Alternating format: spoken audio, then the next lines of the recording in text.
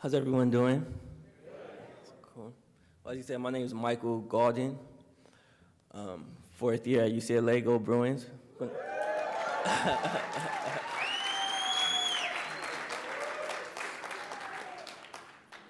Well, from June of 1998 to July of 2009, from age 7 to 17, I was a homeless youth in America.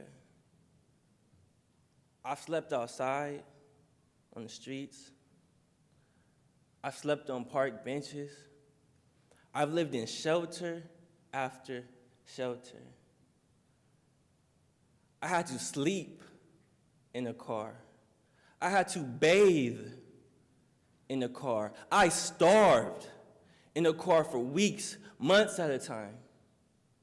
Can you imagine how it feels to starve when everyone around you is eating?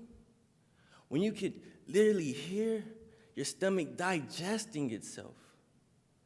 It's like someone striking a match and dropping it down your throat, and it hits nothing but gasoline. And every day I was set on fire. You see, I was homeless right here. Oh, I mean, not the West End, but like, yeah. Right here in downtown San Diego. I walked these streets. I slept on these streets. There was no washing your clothes. There was no taking a nice warm shower. There was no home-cooked meal. I had no home, never food for a meal, and this is how I was forced to survive for 10 years of my life. It's all my memories are consumed of. You see, my mother, she was deathly ill, which is what displaced us in the first place. She's had 3 surgeries and almost died twice. My older sister, she inherited many of my mom's illnesses, and she almost died once. I was entrapped in a cycle of homelessness. I was engulfed in a world of living below poverty. And as I grew older, I was facing an inevitable decision. You see, after high school, there's 6 options.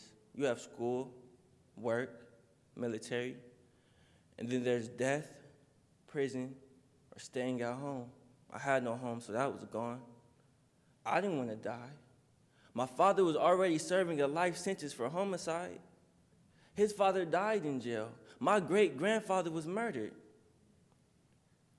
They said the military was all I was worth. Nobody I had ever known had went to a 4-year university. But you see, me and my sister, we were the first to get our high school diplomas because it was simple to me. Higher education was my only hope of salvation.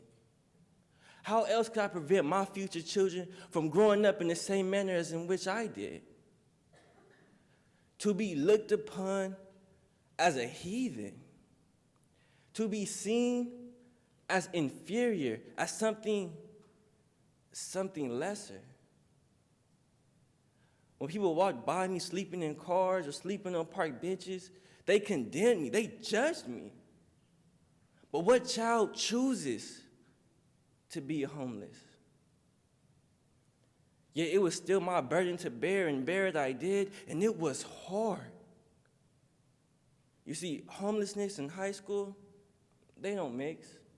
Even my counselors told me, maybe you should drop out, hustle, make some money, move away from the streets. The streets are dangerous.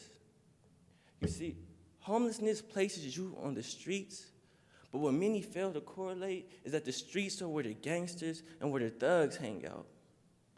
And like many, I am also a victim of gang brutality.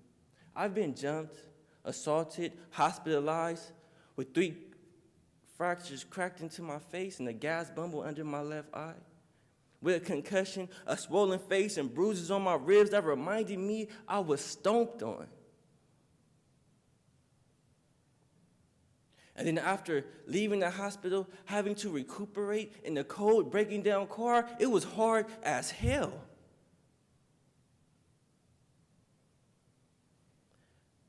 there comes a time when you reach a breaking point, when you realize that maybe I can't do it.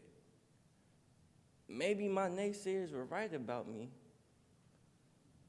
And you disconnect from everyone around you, and you feel so alone. When your flaming ambition kindles, and all you can do is cry and cry. It is at that point where many kids fail. It is that moment where many succumb to the social pressure surrounding them. That is why support systems are so important. It is that point where my mother stepped in and reminded me that I was not alone. That's why support systems like my mother and reality changers, they embrace that pain. They understand that though at times you may cry, that those tears are not from your grief or defeat or mortification, but they are in fact your constrained ambition leaking through your eyes. And they seek to ignite that ambition. They walk with you. They bear the storm with you and push you to achieve all your dreams and aspirations, such as higher education. See, my mother supported me. And in return, I was able to find a job as a custodian and move us from out of our car into our first apartment in years. But many children don't have a family support system, friend support system. And that's why reality changers is so valuable. I believe that everyone and every child should have a support system. Motivation, something that works with them and keeps them going and driving to achieve success and greatness in everything that they do in life. I believe that higher education should be promoted in the inner city and amongst our impoverished youth. I believe it is a dream worthwhile, even if you were raised as a homeless youth in the inner city of San Diego. Thanks for listening.